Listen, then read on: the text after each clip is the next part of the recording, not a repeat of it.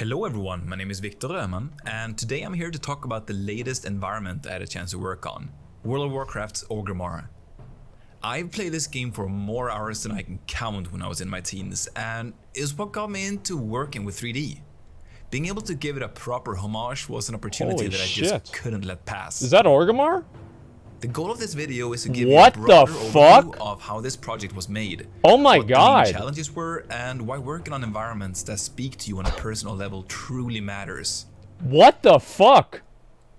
So as I mentioned in the intro, I'll be giving you a high-level breakdown of this environment. Oh my god, this is insane. So if you like this type of format, please let us know in the comments, and also please let us know if you have any suggestions, and we'll definitely keep that in mind for the future. So what really got me inspired to make this, other than being a Horde player at heart, was the recent release of WoW Classic, or World of Warcraft Classic. I got incredibly inspired to work on something fantasy related, which was a big challenge as I mainly work on sci-fi and contemporary stuff normally. Holy shit, man. And what was challenging wasn't the genre itself, but rather the style and design language. This is like 3D, and as right? you know, WoW has a really distinct style. How the fuck do you make something like that? That's insane. Making it look more realistic. So let's take a look at the concept so that you can see what I had to work with. Here's a collage of concepts that I used for this project. But if we take a look in the top left corner here, you'll see the main concept that started this whole thing off.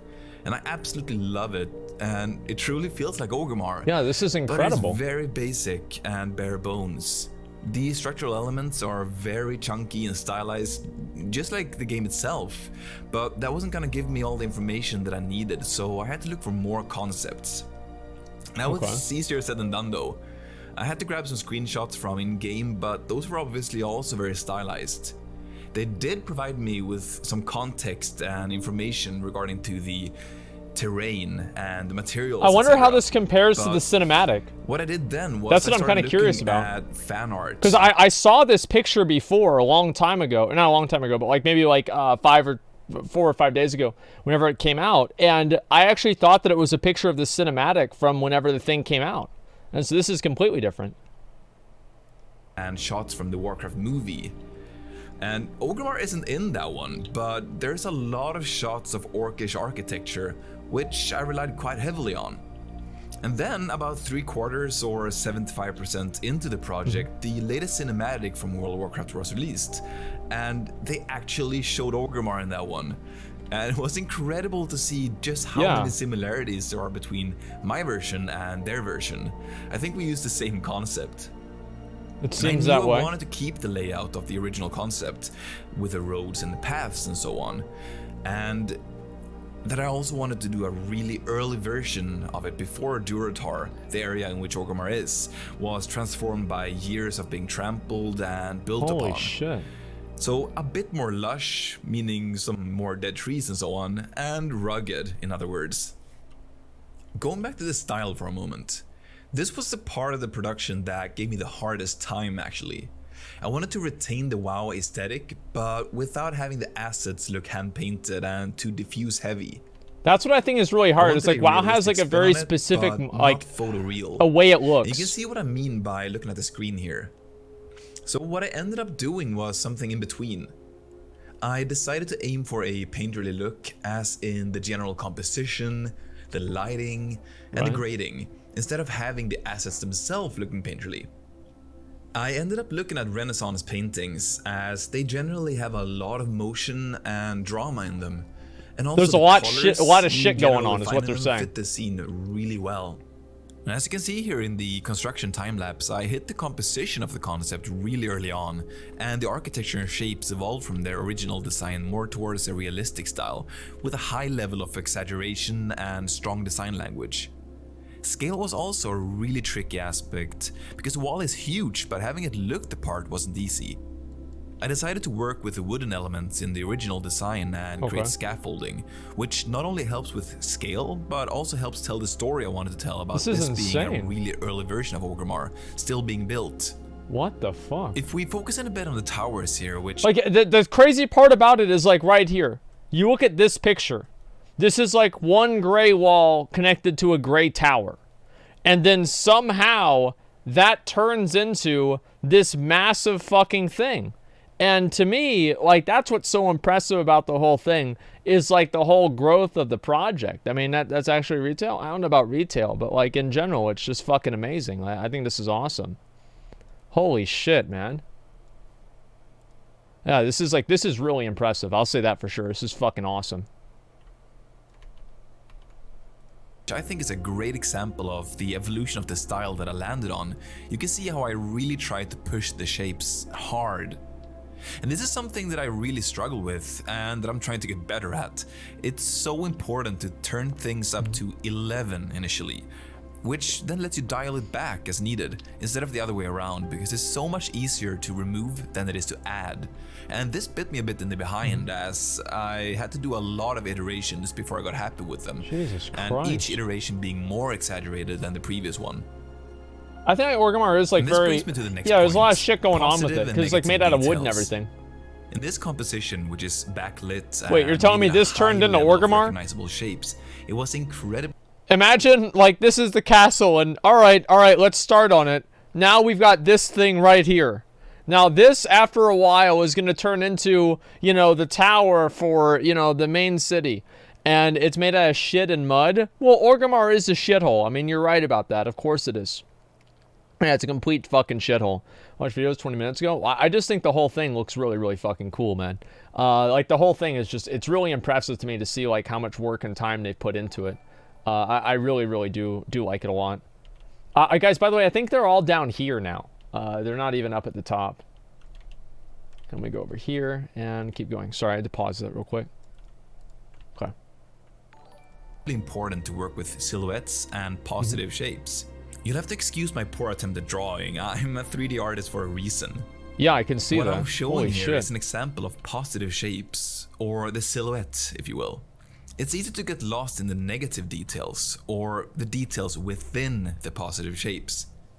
Without good positive details, all those negative details are just noise. Of course.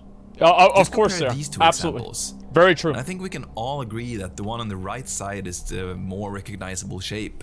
Well, yeah, of course. As for the 'Cause it's natural pointier, elements that's or why. the terrain, It's got all the that was pointy actually things the on it. easy part, and that ended up in a really nice spot early on. So what I did was I created the block out in Maya that I then used as the actual ground and as a base for dressing the cliffs. I just used a couple of 3D rocks from the Megascans library and I used them to dress the block out with. In order to blend the cliffs together nicely, I used the world aligned texture. I'll be going into detail on how that works in the upcoming livestream, which will also be saved to our YouTube channel so that you can watch it anytime you want. Before we get too caught up in the technical details that I'll go over later, I want to move on to the lighting. This was something else that I got figured out pretty early on. As I mentioned previously, I wanted to go with a backlit setup, just like in the concept. And this worked great, however, it presented me with a bunch of challenges. What the fuck, Working man? in the shade is, at least in my experience, I really wonder how tricky, long, as did he say how long this took him to make?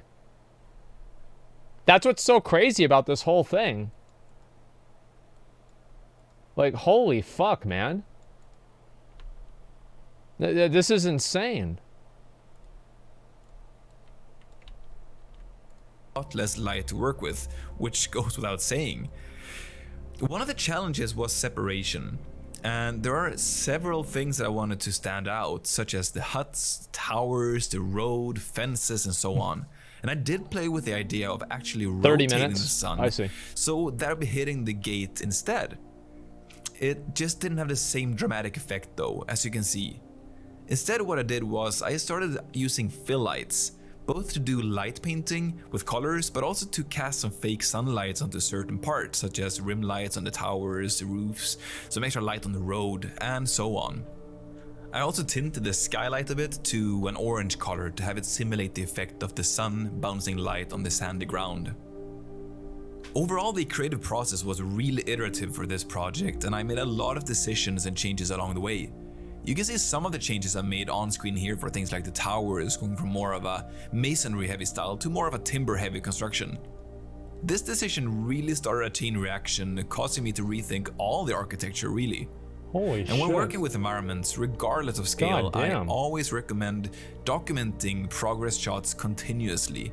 Not only does it make decision making easier as you can compare easily, but it also helps as a good motivator, being able to see progress clearly, at least for me. And the biggest thing I learned from this is what I mentioned previously. Just step it up to 11 initially. Don't tread carefully one step at a time. Holy Just fuck, go man. all the way and cut back as needed. Even though I was the only artist working on the project, I can't take all the credit. During the whole process, I had the privilege of receiving fantastic feedback, suggestions, and critique from the art team I work with. And even if you don't have a team you work with, make sure to utilize the power of the internet. Forums such as Polycount, Facebook, groups such as the Quixel art community, or Jesus Twitter are all Christ. fantastic places where people love to help you and your art grow. It can hurt, but you don't grow without some growing pains. This is insane. How's sunlight coming For through the the door? finalization I don't of think the he has scene, like the I curvy started thing, refining like the game actually post-processing has. for things like bloom, grain, chromatic aberrations, vignetting, and so on, and also the color lookup table. So color lookup tables, for those of you who don't know, or LUTs or LUTs for short, is a really intuitive and easy way of grading your scenes. Do keep in mind that it doesn't work in the high dynamic range, but rather in the low dynamic range, so it has its limitations. The way it works is that you simply bring a screenshot into Photoshop, you apply some adjustment layers, adjust the colors and so on. Then you load the color lookup table reference from the Epic website. You save it out and load it in Engine. Then you simply plug it into your camera or post-process volume, and you should have a pretty much one-to-one result in Engine. It's as simple as that. One question that I get for pretty much all my projects is how I make my renders look nice and sharp. And it's actually really simple. The top left of the viewport, you can see an arrow. There you can open up the high resolution screenshot tool. And I like to render out shots either at 2 to 3 times the target resolution. Then I just go into Photoshop, scale it down can you move to it the around target though? resolution, That's what I'm kind of curious and apply about. an unsharp mask. Like, And can that's you it for change this the video. camera I truly perspective? hope you enjoy this new format. We make these videos for you guys, so Holy we'd fucking love your shit, feedback so we guys. can become better and give you the learning Yeah, material you can. that That's you what I want want to and see. need. So please leave a comment below. Like, the detail and is don't just forget incredible. to tune in to the upcoming live stream where I'll be covering the details and specific techniques I use to create this scene. Thank you so much for watching, and I'll see you next time. Holy fuck, man. I'm gonna be honest with you guys. Like, this is really impressive. Like, the way that I look at it is that I see this and I look at the way that it works and everything, and the level of like quality and like detail that they put into this is what I would imagine. Like, remember whenever you were a kid and you saw like, oh wow, this game, you know, looks so cool and realistic, right? And this is what you saw Orgrimmar to be back in like 2006 or something like that. I think that's really what the difference is like people believe this to actually be what Orgrimmar was. And I think that's what the coolest part about it is. On the N64 or some shit? Yeah, exactly. On the N64 or something like that. We need to make a whole raid for this because like I think they have a lot of people here. And so let's go ahead and let me make a couple of raids for this. I think that we can do that because I want to actually just get inside the instance and like get this done. But actually, you know what? What we can do is, I don't know if I really want to do this. Like, it's like this is just such a waste of time. I don't know. Should I try to do the world PvP or just like go without it? Because I feel like we're kind of just wasting our time sitting around. Just go to MC. Yeah, I feel like this is not. This isn't really this isn't really fun to do.